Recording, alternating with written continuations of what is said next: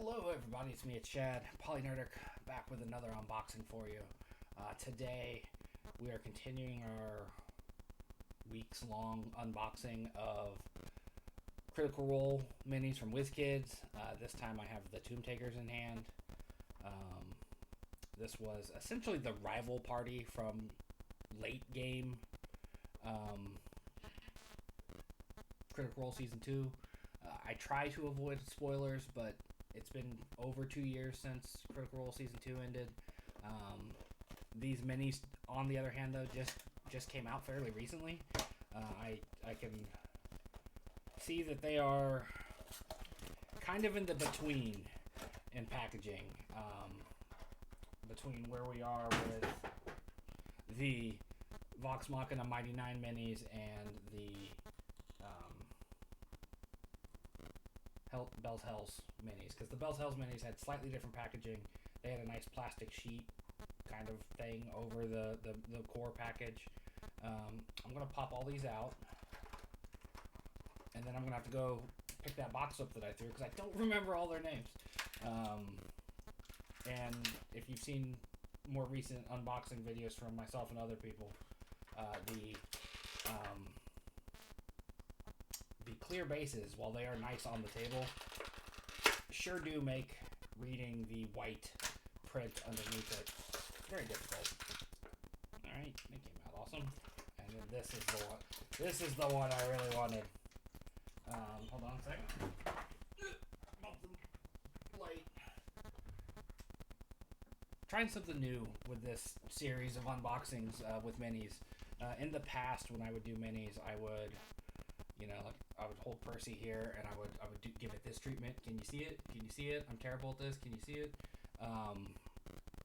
And I decided to try something new. I don't have a nice fancy turntable to do this with, so I'm just kind of flying by the seat of my pants, using a shelf I wasn't using, some white index cards, and another ring light that I borrowed from my 18-year-old to do this.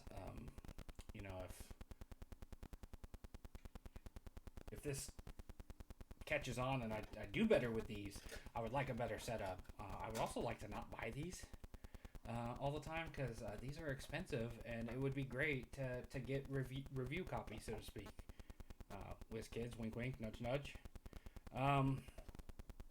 This team, they're kind of antithetical to the Mighty Nein. There's less of them, but they are as powerful, if not more so, than our intrepid Guardians of the Galaxy-esque band of misfit heroes from Campaign 2. To start, I want to do Otis. So let me switch over. Let me try switching over again. Here we have Otis. Little halfling. If I remember correctly, they were any and all pronouns, but I'm going to check. I'm going to do my due diligence here so I can actually have information for you about these characters. Tombtakers. Otis Brunkle. Female halfling who goes by all pronouns. They're originally from Trostenwald and the Wendalian Empire. Features real heavily in the Lucian book. I highly recommend it. Some of the Critical Role books, the two that I've read, have been amazing. I have thoughts on what little bit of the graphic novel I've read was, but the novels are great, especially in audiobook form, where they get the people to voice their characters, especially in the Lucian book. Oh, it's so good. Otis, though, female halfling, goes by all pronouns. The Tombtakers are all blood hunters of a sort, if I remember correctly. I can double check, though, because I have the internet in front of me. Yeah, they're all blood hunters. Otis was Order of the Profane Soul. We'll go to the opposite end. Get this big guy out here. Pull up the Tombtakers again, and then come back over here. Multitasking with one screen is not so fun all the time. This is the big guy, Zoran, however you want to pronounce it. Got a little bit of a bend to his hammer. Again, something I can fix with the hot water trick. They're dressed in winter garb, much like the Mighty Nein were. Here, I'll pull up Yasha to remind you. Because at this stage in the story, they were in the deep north, where it's cold and snowy and icy. Zoran was a Goliath. He was, if I can find my internet link, I am so professional. Zoran, he was a Ghost Slayer blood hunter from the Menagerie Coast.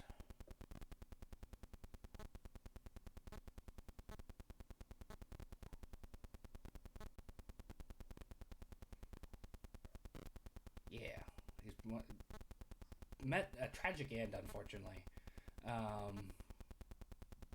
Yeah, he's at least 14 levels in Blood Hunter and at least 2 levels in Fighter, so he's at least a 16 level character, based on... Excuse me, my stomach had thoughts. Based on, stats and abilities. People really dive in deep with Critical Role. Not much known about him beyond that. We have stuff from the book, from the Lucian book, but we know he was a mercenary, and he was hired out as a member of the Tombtakers to do some searching of the Aeorian ruins. Again, I say it a lot when talking about Critical Role. If you know, you know. Unfortunately, with the Tombtakers, we only really got glimpses of them. The book did a better job of fleshing them out and making them sympathetic. But their time in the game was short, quick, and brutal, as foils to our main team. So let me pull him out. We'll bring up this fine little mini here. It's one of my favorites of the set. Just a really cool looking mini. Improve the lighting just a little bit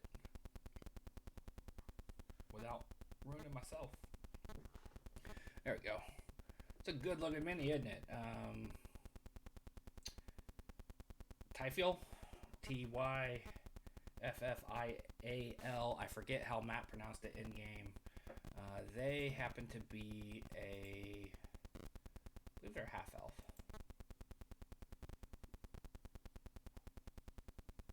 They are Order of the Mutant Blood Hunter Fighter, which is no, just an elven woman, not even half elf. Order of the Mutant is really similar to The Witcher. I do believe, correct me if I'm wrong, Internet, that was the crux of what Matt was doing. He was trying to create a Witcher subclass. And this character is that. Again, much like some of the other Tombtakers, we didn't really get a good feel for who they were. We had some surface information.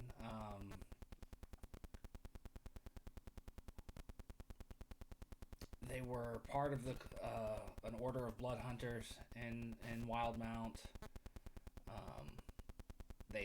They meaning her, the leader, who we'll get to in a second, and the leader's second, who we'll get to in a second, left the blood hunting order, and then kind of became mercenaries for hire, which is where the Tombtakers come in. They really got thorough fleshing out in the book, just like the rest of the Tombtakers. I cannot recommend that book enough. If you have the Libby app, check out the audiobook. It's fantastic. Trying to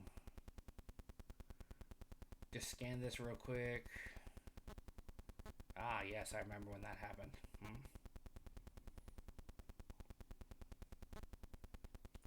Yeah, they are at least...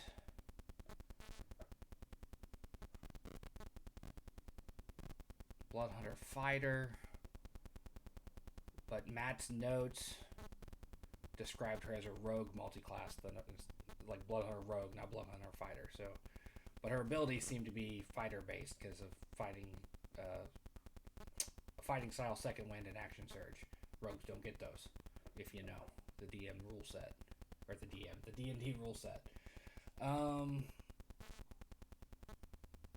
Really liked this character in the book, and would have liked to have seen more of her in the game. But as I said multiple times now, their time in the show wasn't really devoted to them, obviously, as the villains. Up next, we have Kree. Tabaxi in general D&D terms, but they have a different name. I just can't remember what it's called in Exandria. They are a blood domain cleric. First encountered working for the Gentleman. It's our first peek into one of the Mighty Nein's shady ass backstory. And that's horribly positioned. My apologies. Definitely gonna need more light on Kree here.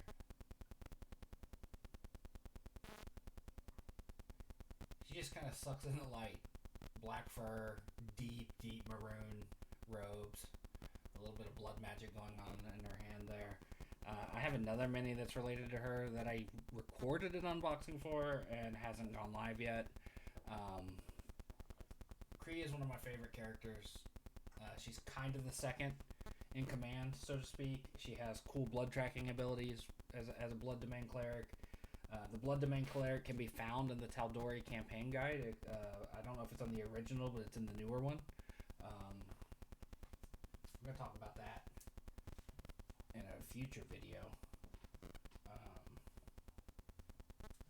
Tal'Dorei Reborn. This one. You can find the blood domain cleric in there. I just hit the light. I'm so organized and smooth. Love the character. Hate what happens to her by the end of the campaign, but I mean, you're a villain. You're gonna meet a villain's end, right? And then last but not least, certainly one that's got a slight bend to him. Might need the hot water treatment. Lucian, our charismatic purple tiefling, the Nonagon, the chosen of the Nine, so to speak, not the Mighty Nein. Lucian Tavel. He's lavender skinned, which is one of my favorite shades of tiefling. Red eyes, curling horns, has a pronounced Irish accent, which no shade to Taliesin, but Matt does it better. 9 eye tattoos scattered all over his body that start glowing red as he develops powers. I think the eyes can be seen in... Yes, they can. Let me... I don't know if you saw it there just now.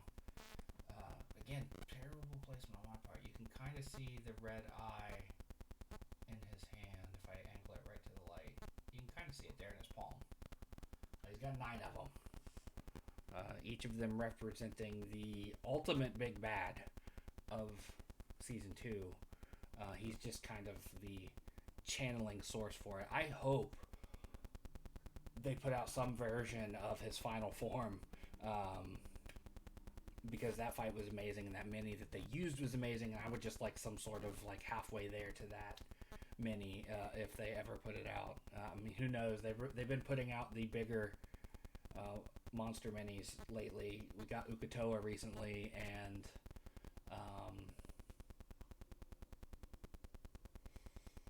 I'm drawing a blank. Oh shit! What was the other one they put out?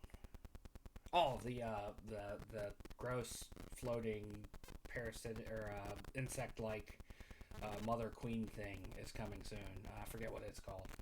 But there we have our Molly, or I just spoiled it for you if you didn't know. That is Lucian, who becomes Molly Mock in the campaign. Try to turn that up a little bit. But he's got the red eyes, and I love the eye in the palm. Since I've already gone ahead and spoiled it in case you didn't know. I have a Mollymawk. Where is he? Hold on. He's hiding. He's hiding with Caleb. This is the Mollymawk mini from the Mighty Nein set. Even more flamboyant. But they describe Lucian in this wiki here as a tiefling blood hunter, also known as the Nonagon, the Neo Somnovum, the Somnovum Omega by himself, Cognosa incarnate as himself. Doesn't say what kind of blood hunter he was. I forget what kind of blood hunter he was, because we did see him for a while as a player character from Taliesin. Shit happened though, and Taliesin got to stop playing as him and started playing as Caduceus. Great mini though, I love it.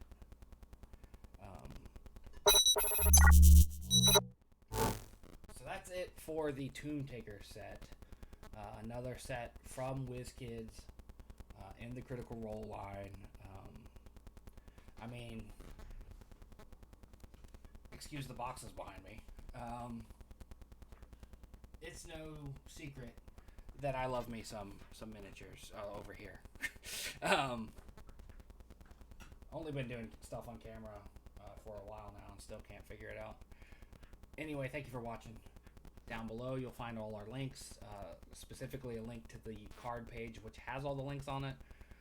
Like, follow, subscribe, all those places while they exist, and we'll be back with more here on YouTube later, and eventually once Spectrum gets their shit together and my internet's working properly, I will be able to live stream again over on our Twitch. But until then, stay tuned here on YouTube for more videos. See you soon.